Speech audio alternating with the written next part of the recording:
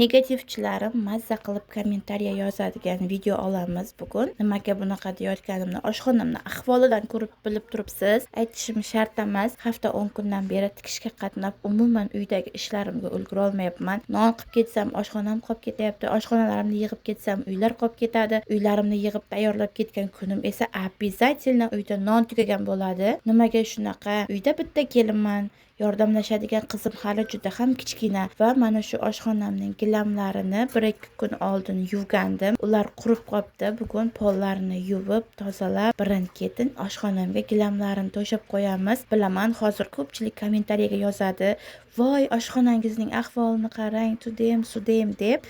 Lekin bugun yakshanba, ertalabda uyga mehmon kelganligi uchun mehmon bilan bo'lib hech qaysi ishimga ulgura olmadim va qarab turibsizki, natija mana shunday bo'ldi.